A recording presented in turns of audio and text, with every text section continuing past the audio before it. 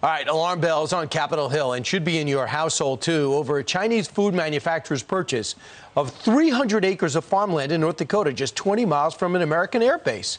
One Air Force major warning any data collection from the Grand Forks base would, quote, present a costly national security risk, causing grave damages to the United States' strategic advantages.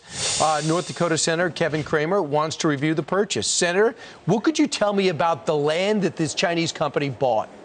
Well, first of all, Brian, it's 370 acres near Grand Forks, North Dakota, which is in the heart of the Red River Valley. In other words, it's very productive farmland. Also importantly, it's about 12 miles from the Grand Forks Air Force Base, which is a very sophisticated ISR base. They fly Global Hawks. We just put in a new ground station for the first tranche of satellites by the Space Development Agency. So it's a very important uplink, downlink data center there at the Grand Forks Air Force Base, national security concern. So proximity both to important farmland and to an important air base make this particularly problematic. Well, let me ask someone, how did this come to your attention? Are you concerned about it? You are a capitalist, you are a successful businessman, right. So you understand that, but are you concerned?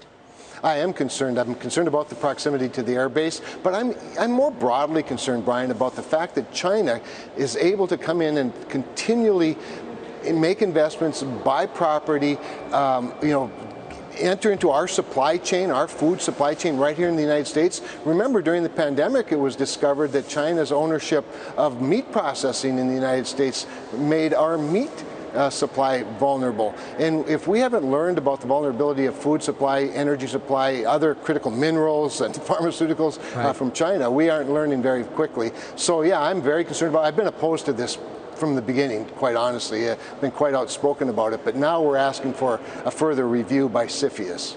And I just imagine you can get Democrats to support you in this.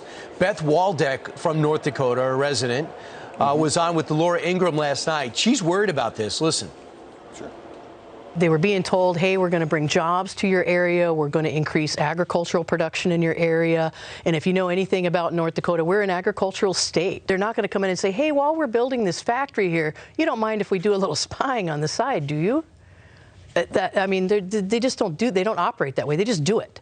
You know, that's the way any enemy operates. You don't ask for permission to infiltrate your enemy's backyard. Senator, that's some legitimate concerns, and I have an idea. Well, let's see if we can get some investors and buy some farmland next to a military base in China. I hear they got some fertile land. How would that go over? Yeah, well, we're a very open system, Brian. There's no question about that. The Chinese have taken advantage of that openness in the United States. We've willingly brought them in many respects, as have a lot of other countries. But a lot of other countries have learned their lesson, including countries much closer to China than we are. We are not desperate for this investment in North Dakota or anywhere in the United States, but particularly North Dakota. We can do better than this. And thankfully, there are people like Beth and several other concerned citizens who did sound the alarm. I think when the investment opportunity first came, it was not known that the chairman was an activist in the Chinese Communist Party. But as soon as that concern became known, we should have gotten out of it.